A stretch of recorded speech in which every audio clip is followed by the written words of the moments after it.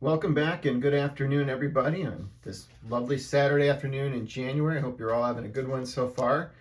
We're going to have NFL playoffs start off in another hour and a half or so. So it should be a pretty busy weekend of quality football watching, in addition, obviously, to basketball, hockey, and if you're into professional soccer, just very busy weekends and parts of the season for all of those sports that I just mentioned.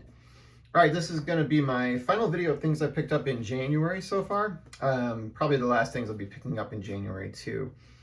It's been a little while since I picked up cards for the Diamond Star set, at least PSA cards for the Diamond Star set. So this is going to be a review of the 3 cards I picked up. PSA graded cards of the 1934 to 1936 Diamond Star sets. Before you can see, these are the 3 cards that I already have that are graded from the set. These 3 cards are actually bringing my total number up to 12 cards of the set, which is just actually at 11% of the total set, which is 108 cards total, but it's 170 if you include all the front and back variations that are available for these cards, but most people will only go to 108. This set, I've done a video on this previously, but just as a reminder, this was released over the course of 3 years in 3 different series. Series 1 being in 34, Series 2 in 35, and Series 3 in 36. When Series 2 was released, they also reissued all of Series 1. And then when Series 3 was released, they did 12 cards out of the first 31 cards, and they also reissued cards 73 to 84 were also reissued. So you do have some cards that are more easy to obtain because they're essentially printed more often, and others they're going to be a little bit more scarce in the lower series as a result of it. The most difficult series is going to be Series 3. This one also features re-releases of players in some of the same images, but they have different numbers on the back, and all the lettering on the back is a different color than the previous ones. They're all going to be blue backs where they're printing on the back versus the green ink that is on all the other ones where they have the narrative on the back of the cards. There are some big names that will be reissued twice in this set. Among them are like Pie Traynor and also Bill Dickey, for example, are 2 that are on there. So that's just a little overview of the Diamond Star set, which is one of the 3 vintage sets that I'm working on right now. All right, so I'm going to move some cards around and actually put some cards into frames that I'm going to be featuring here in a minute. So I'm going to take down these lovely guys here so we can kind of actually start featuring the ones I'm going to be talking about today. So we're going to say goodbye to Ted and Carl. And we're going to be introducing the 3 new additions to my collection here. All right, we're going to start with, over here in the corner, we're going to start with Jimmy Dykes. Get him on there so he doesn't tilt over because that would be unfortunate while we're talking about him. Jimmy Dykes. I have this one in a PSA 4. It's got also an indicator on there, that a qualifier that it's been marked. I think the marking is actually on his face. Looks like there may have been a little ink that dripped onto there, maybe during the printing process, maybe after the printing process at some point later on. But either way, I think it's a beautiful example of this card. Higher grade cards of this are going to be really bright. They're going to have white borders, and they're super expensive.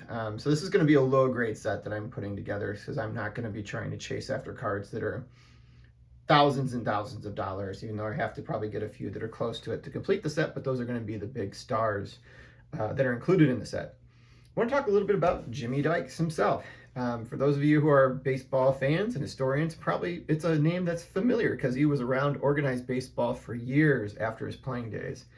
In this card, he's featured with the White Sox. This is a 1935 release. Probably, actually, it was in Series 2, so it was released in 1935.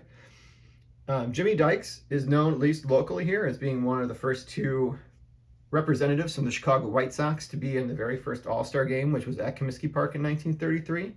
It was he and his teammate Al Simmons. Al Simmons and Jimmy Dykes actually were part of 3 players that were traded from the Philadelphia A's over to the White Sox back in 1932 when Connie Mack started to break up his second dynasty with the Philadelphia A's that had like Jimmy Foxx and Al Simmons on the team.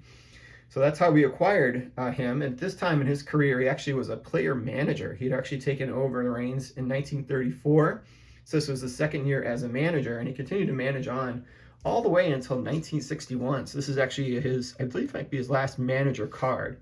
It's a 1961 Topps card, and this is when he was with managing the Cleveland Indians. Some things of note of him: he was an active player through 1939. Made his debut in 1918 after he returned from the First World War. He was part of the Army. He's a two-time All-Star. Again, remember the All-Star game didn't happen until 1933, so he probably would have been an All-Star before then. Really known for his fielding, but he also was a decent hitter. He had a career WAR of 34.8. He was a career 280 hitter. And actually drove over 1,000 runs with 1,069, which I thought was pretty interesting. And he still is to this day the A's franchise leader in doubles. And he's a two-time World Series champion, all in Philadelphia. And just other teams that he managed for. It was the last thing I wanted to kind of touch base on. He managed, obviously, the Sox.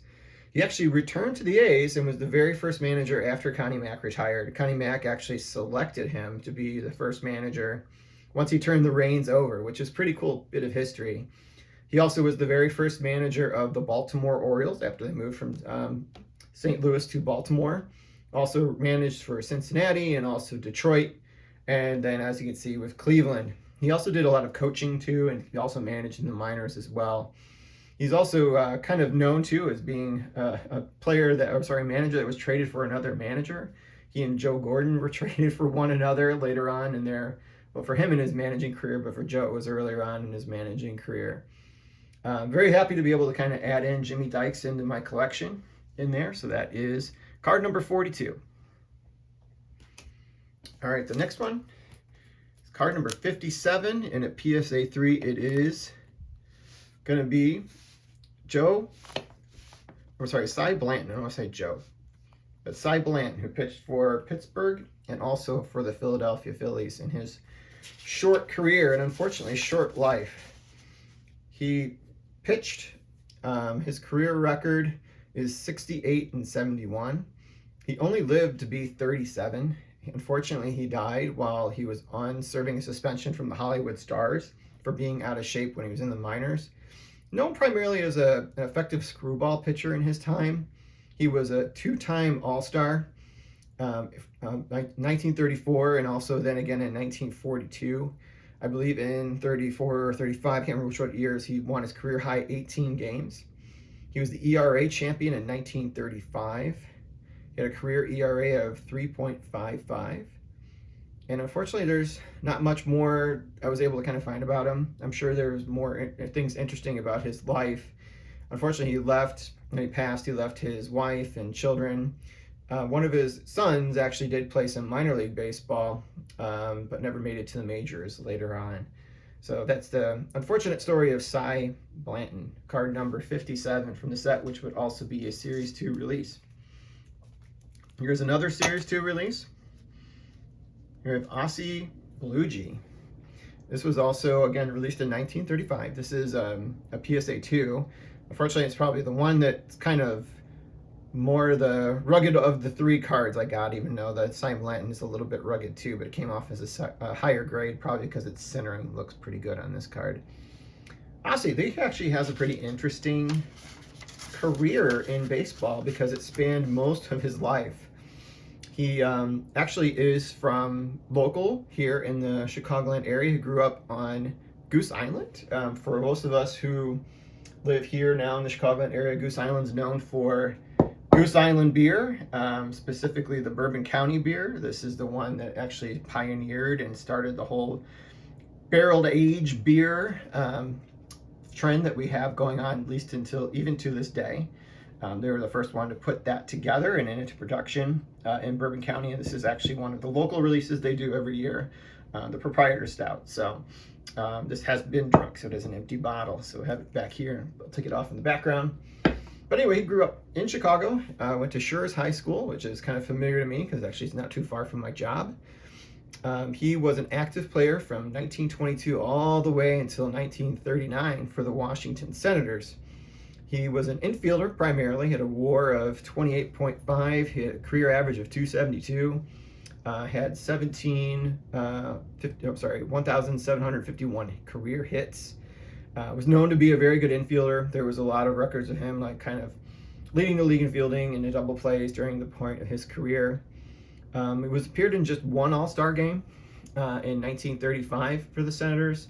Appeared in 3 World Series, but actually won the World Series in 1924, and actually At the time of his death, he was the last remaining member of the Washington Senators World Series championship team of 1924.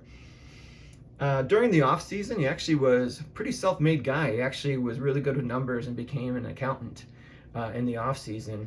So he didn't actually graduate college or anything because he went right into Major League Baseball, but clearly was a very intelligent guy during his time, obviously. He was retired for a few seasons, and then actually he was still kind of tied into the club, I think, like as a special assistant or a coach, and actually was brought onto the field again as a manager from 1943 through 1947. He won 375 games during that time frame and lost 394, but his team did finish second twice during that time frame.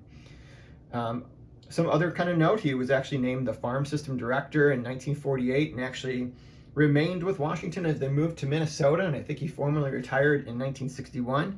But during that time, the big acquisition, a guy that they actually developed during his time that is kind of note during that time period would be Harmon Killebrew.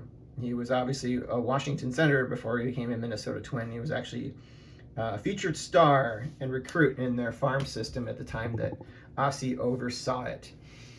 All right, that's what I have to share with you guys tonight. I hope you guys enjoyed this brief little summary of these three players and the cards themselves. If you guys really like these videos, I'm happy to do these again. I really enjoyed doing it. I love looking up things on the guys that played decades and decades ago, because I actually can find some things about their lives are complete in many ways, not just their playing careers, but their lives too. So you can find some really interesting things that happen in their lives after their careers. So I'll keep you guys informed when I kind of get some more Diamond Star cards, but I'm happy to have these three join the three that were at the beginning of this, and again brings my total up to 12 cards, which I'm really excited about. Have a great one.